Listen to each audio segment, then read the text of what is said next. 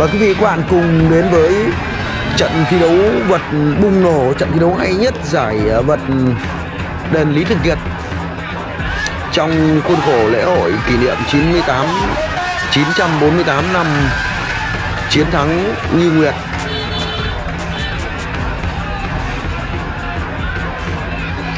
Trận thi đấu thứ 3 của giải nhất nữ, chúng ta có thể thấy được là khán giả nhân dân Tam Giang Vọng Nguyệt, nhân dân Yên Phong Bắc Ninh đã đổ về sới vật Tam Giang Vọng Nguyệt là rất đông. Một trào lửa của làng vật chúng ta, và có thể nói đây là một trào lửa của làng vật Kinh Bắc trong cái sới vật hội làng Bắc Ninh. Và mời quý vị và các bạn cùng hướng lên thảm đấu sới vật đền Lý Thường Kiệt. Trên màn hình quý vị các bạn là Trần Kim Anh của Bắc Ninh, nữ đô đã giành giải 2, đã toàn thắng ở giải 2. Và đây là Diêm Thị Hòa, người đẹp đến từ Bắc Giang. Diêm Thị Hòa của chúng ta còn có biệt danh là Hòa Bonsai. Hai nữ đô xinh đẹp chúng ta thực hiện nghi thức xe đài. Có thể nói đây là trận thi đấu siêu kinh điển, trận thi đấu hay nhất giải vật đền Lý Thường Kiệt trong khuôn khổ lễ hội kỷ niệm 948 năm chiến thắng Như Nguyệt của Ủy ban nhân dân huyện Yên Phong. Như vậy là trận đấu bắt đầu. Ngay từ những giây đầu tiên là một màn solo khá đẹp mắt, hấp dẫn, kịch tính của cả hai người đẹp, Diêm Thị Hòa của Bắc Giang và Trần Kim Anh của Bắc Ninh. Diêm Thị Hòa đang thực hiện một đòn đánh, một đòn bốc đôi.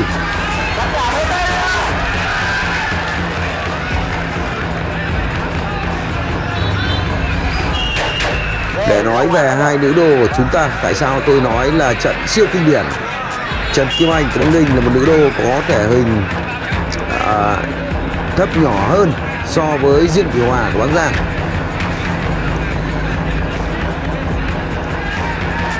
Diêm Thị Hòa của Bắc Giang có lợi thế một chút về mặt thể hình, nhưng tố chất thi đấu của hai nữ đô này là điều chúng ta cần phải nhắc tới. Trần Kim Anh có tố chất thi đấu thông minh và nhanh, còn Diêm Thị Hòa, người đẹp Diêm Thị Hòa, Hòa Bonsai của Bắc Giang, có lối thi đấu thần tốc và cực kỳ táo bạo, lợi thế mặt thể hình và tốc độ thi đấu. Xét về mặt kỹ thuật thì hai đô có trình độ tương đương, nhưng nhìn chung về một miếng cuốn không thành công của Diêm Thị Hòa, rất nhanh, một pha bốc một, lợi thế sang sau không được rồi. Những mảng miếng cơ bản lại là một pha solo. Cả hai đô của chúng ta đều được tập luyện chuyên nghiệp và đều có những mảng miếng cơ bản, với những đòn đánh, những miếng ra vào rất hợp lý. Trần Kim Anh đang thi đấu cho đội tuyển vật nữ tỉnh Bắc Ninh, còn Diêm Thị Hòa chúng ta đang thi đấu cho đội tuyển vật nữ tỉnh Bắc Giang. Và cả hai nữ đô xinh đẹp chúng ta đều giành được những thành tích tại giải đấu vô địch quốc gia ở những năm thi đấu đầu tiên và các em tham gia. Chúng ta đang nói về phép so sánh giữa hai nữ đô của chúng ta. Một trận siêu kinh điển quen mặt. Rất nhiều trận siêu kinh điển giữa Kim Anh và Hòa Bonsai. Chúng ta không thể thống kê hết được thành tích một cách chính xác 100% cuộc đối đầu giữa Diêm Thị Hòa và Kim Anh. Nhưng có lẽ theo quan sát cá nhân của 24 giờ Sport thì thắng thua là 50-50. Xét về mặt kỹ thuật thì Kim Anh sắc sảo hơn Hòa Bonsai, nhưng có thể hình kém hơn và tốc độ thi đấu, thể lực không bằng Hòa Bonsai. Một bướm quấn chưa hoàn thiện của Kim Anh.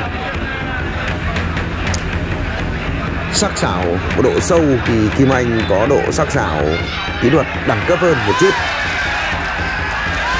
Cả hai đô đã đối đầu nhau trên rất nhiều các mặt sân sới và đội làng.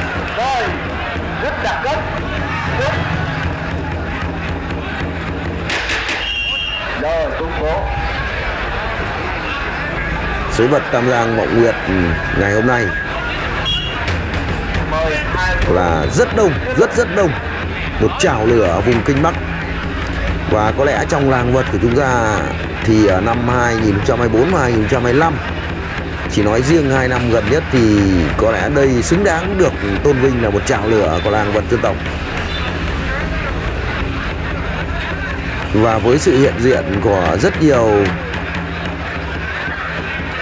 những bậc kỳ tài trong ngày thi đấu vật đầu tiên ngày hôm qua, và hôm nay là ngày thi đấu cuối cùng, chúng ta thấy điều hành trận đấu này trọng tài loa là tượng đài vật của Việt Nam Mẫn Bá Xuân, một huyền thoại, một tượng đài vật 5 lần liên tiếp vô địch SEA Games của Mẫn Bá Xuân. Và những thời trước 7X trở về trước thì chúng ta có lẽ đã được chứng kiến những trận thi đấu nổi lửa, những trận thi đấu đình đám của nhân vật này, một kiện tướng vật quốc gia Mẫn Bá Xuân. Và Mẫn Bá Xuân cũng là người ở Tam Giang Vọng Nguyệt anh em ạ. Một pha bốc đôi của Diêm Thị Hòa. Ở ngày hôm qua thì trận vật thờ cũng có sự góp mặt của hai kiện tướng vật quốc gia, hai lão tướng Nguyễn Hữu Thỉnh của Yên Phong và Nguyễn Văn Phong của thành phố Bắc Ninh. Đây là hai kiện tướng góp mặt trong đội hình đội tuyển Việt Nam dự Olympic tại Moscow, Liên Xô 1980.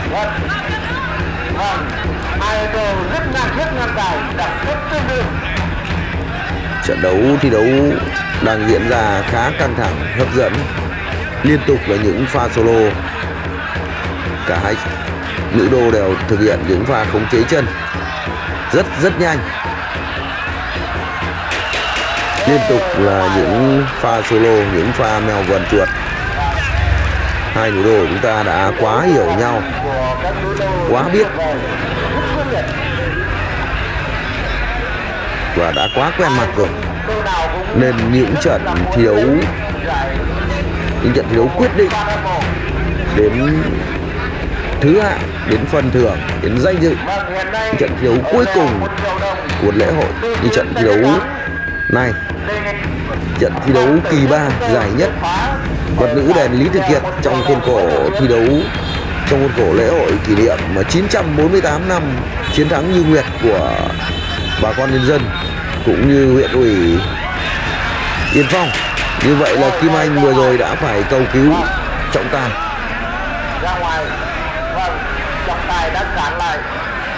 Một đòn đánh rất nhanh của Diêm Thị Hòa thì Kim Anh đã phải thoát miếng và va ngay phải trọng tài.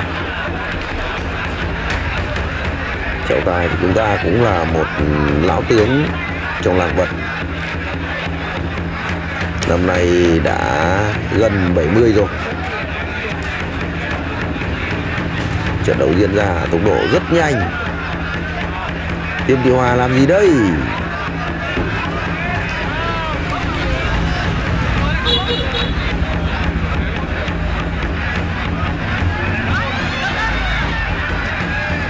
Hai đôi chúng ta đã thi đấu được khoảng 10 phút rồi.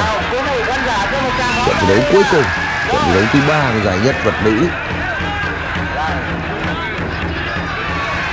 Và khán giả đang cổ vũ rất nhiệt tình cho cả hai đôi và đang chờ đợi những đòn đánh mãn nhãn, những đòn đánh đẹp mắt, những đòn đánh làm say đắm lòng người tại chảo lửa Tam Giang Vọng Nguyệt. Bên kia sông cũng là một chiến tích, cánh đồng sát của Mai Đình Hiệp Hòa đã đi vào lịch sử đời đời nước Việt của chúng ta. Trận đấu tạm dừng, không có miếng đánh tiếp theo. Vâng, mời hai nữ đô. Vậy là không có miếng đánh tiếp theo, hai nữ đô của chúng ta tiếp tục thi đấu ở tư thế đứng.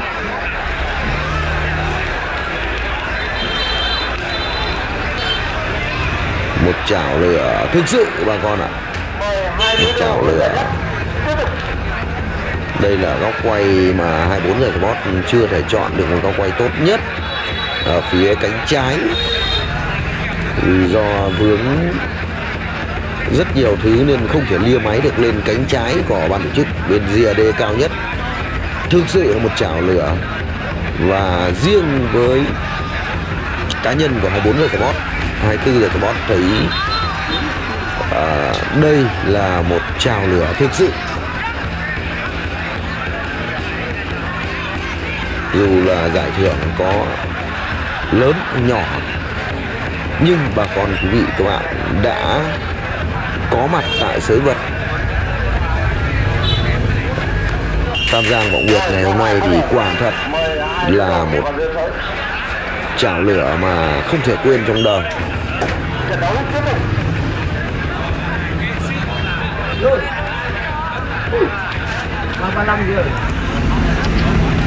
Bên này bờ nam là Tam Giang Vọng Nguyệt, và nơi nhân dân Yên Phong đã xây đền thờ Lý Thường Kiệt, một vị tướng kỳ tài của dân tộc ta.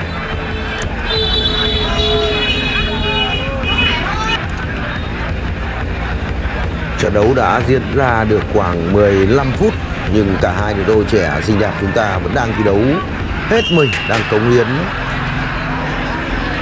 để xứng đáng với truyền thống con lạc cháu rồng.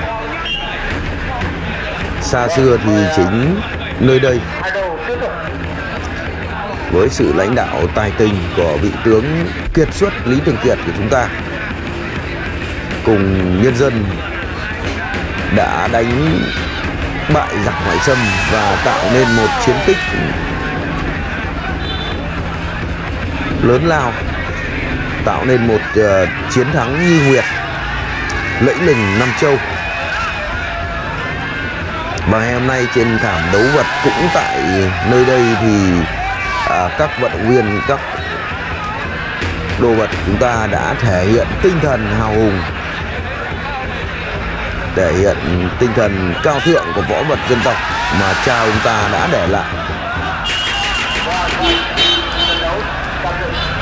Với những trận đấu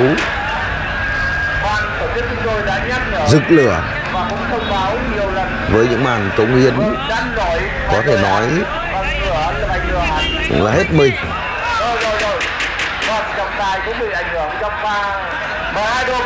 để mang lại những nét đẹp của môn võ vật dân tộc, tinh thần cao thượng những thế hệ cha anh đi trước, cha ông đi trước đã để lại.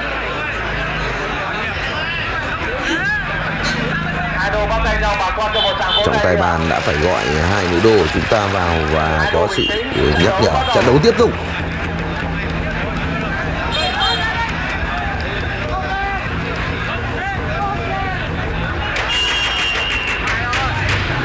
Ngoài sới, hai đô tiếp tục thi đấu ở khu vực giữa thảm. Trận đấu căng thẳng quyết liệt, trận đấu không kém gì những trận đánh mà cha ông ta đã làm nên chiến thắng như nguyệt tại khúc sông này.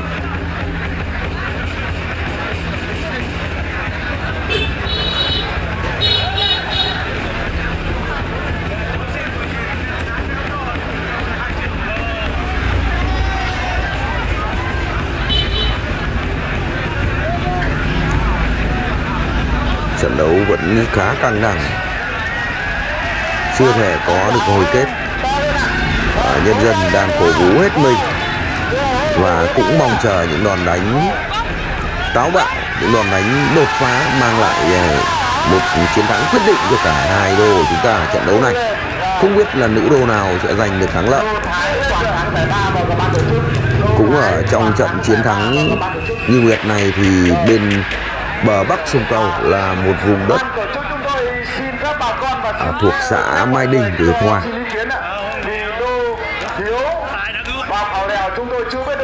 Có một địa danh gọi là cánh đồng sát, và bên bờ nam của sông Cầu là đền Lý Thường Kiệt của chúng ta đang tổ chức sự kiện đấu vật trong lễ hội kỷ niệm 948 năm chiến thắng Như Nguyệt ngày hôm nay. Trận đấu cực kỳ căng thẳng, trọng tài thảm cũng hết sức vất vả trận đấu này. Bác đã suýt 70 tuổi, cũng là một kiện tướng vật của Bắc Ninh, một lão tướng. Trận đấu đã diễn ra căng thẳng và hai đô có phần rất nóng đẩy ở hiệp thi đấu thứ 5.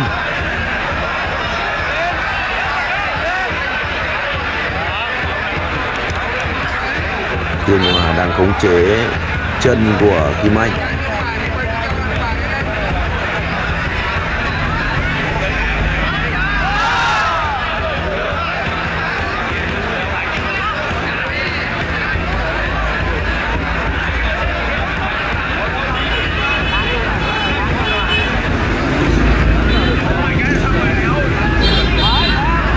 Liên tục là những pha, những đòn đánh của cả hai nữ đô xinh đẹp của chúng ta.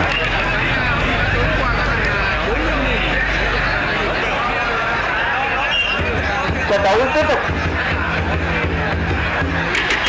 Rồi, ra ngoài mất rồi. Trận đấu tiếp tục.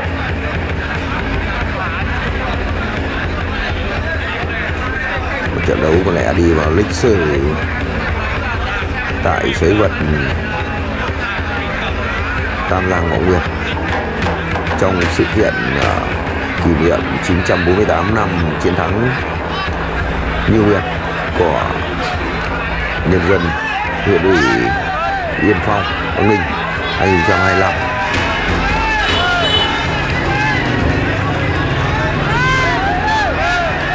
Thì điều hòa rất khó để có thể ngả quăng được ở tình huống này.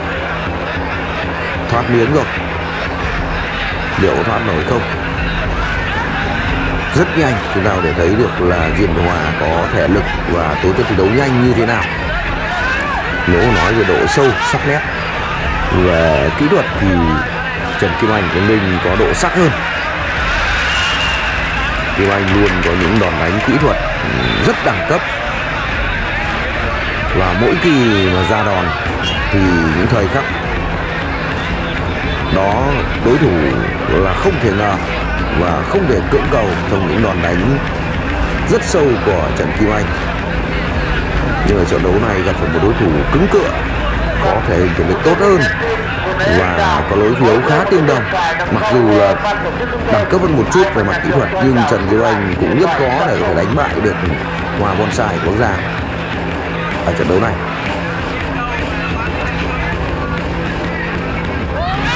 Chúng ta cùng xem lại pha làm chậm này, rất bất ngờ, rất bất ngờ.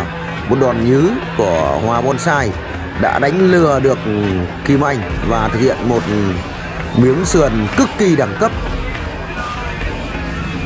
Chúng ta cùng xem lại tình huống làm chậm của 24 giờ Sport.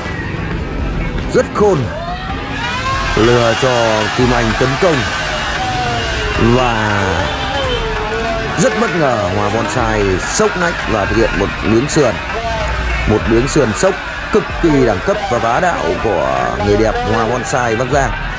Và như vậy là trận thi đấu thứ 3 này thì Hòa Bonsai của Bắc Giang đã giành thắng lợi trước Trần Kim Anh của Bắc Ninh và giành thắng lợi cuối cùng ở cao vật thứ 3 của giải nhất vật nữ đền Lý Thường Kiệt trong lễ hội kỷ niệm 948 năm chiến thắng Như Nguyệt của Ủy ban nhân dân huyện Yên Phong. Và như vậy là Hòa Bonsai đã toàn thắng ở giải nhất. Xin chúc mừng nữ đô xinh đẹp đến từ Bắc Giang. Bên kia bờ nam, bờ bắc sông Cầu.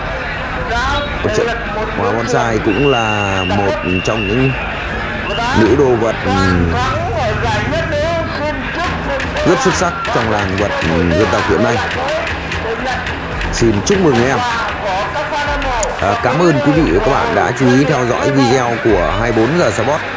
Nếu thấy hay và hữu ích, quý vị các bạn hãy chia sẻ để mọi người cùng được xem và lan tỏa bộ môn võ vật dân tộc của chúng ta ra với cộng đồng. Và một lần nữa xin được cảm ơn quý vị các bạn đã chú ý theo dõi video. Xin chào và hẹn gặp lại quý vị các bạn trong các video tiếp theo.